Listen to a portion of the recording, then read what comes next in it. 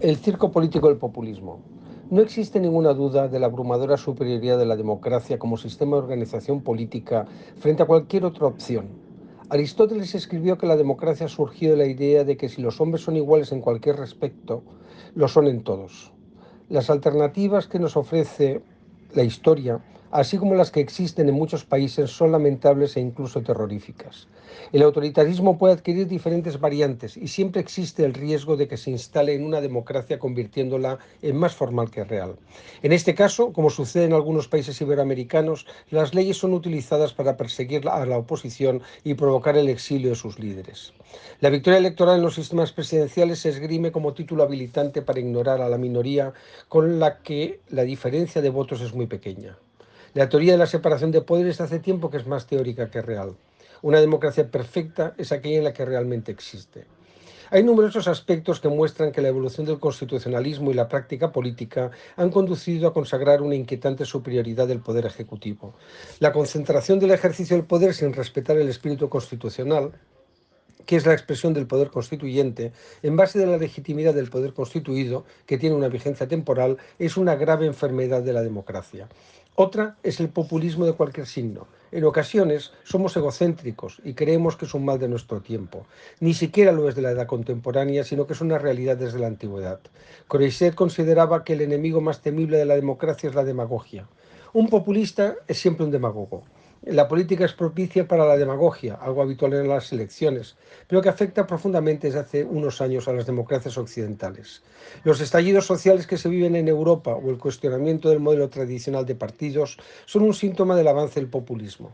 Las grandes ideas políticas y los partidos que configuraron la alternancia en Europa desde finales de la Segunda Guerra Mundial han dado paso a unos parlamentos donde crecen los extremismos. El caso español es un inquietante ejemplo, donde la separación de poderes ha dado paso a una ficción democrática por la que se pueden sortear los mecanismos parlamentarios y despreciar a la oposición.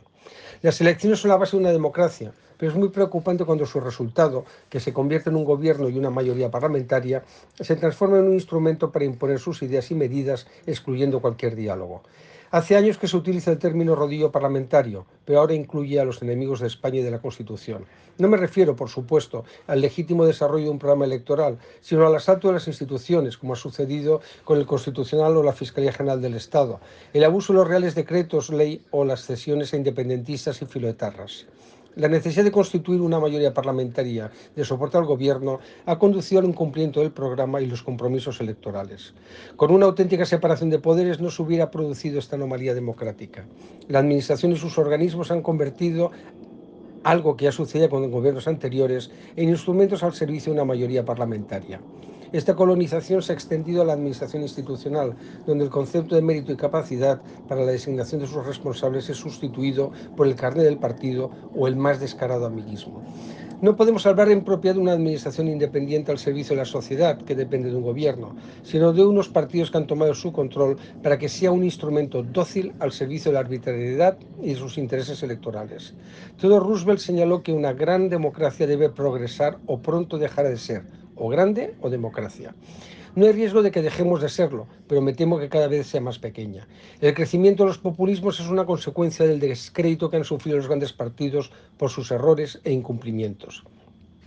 A esto hay que añadir un indeseable frentismo que convierte al rival en un enemigo y las apelaciones al diálogo en una enorme mentira. El fondo en una democracia es muy importante, pero también las formas. Por ello, la conversión del Parlamento en una marioneta al servicio de la Moncloa, sea del partido que sea, es una regresión democrática.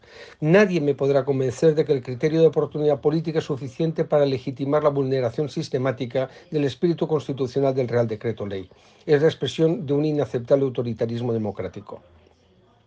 La nueva mayoría del Constitucional se ha erigido en un nuevo poder del Estado, dispuesto a introducir una mutación de la Constitución que sienta un grave precedente.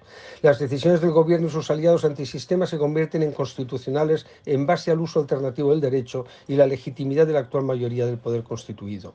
Es una forma muy preocupante de reformar la Constitución, cuando para hacerlo están previstos unos rígidos mecanismos garantistas.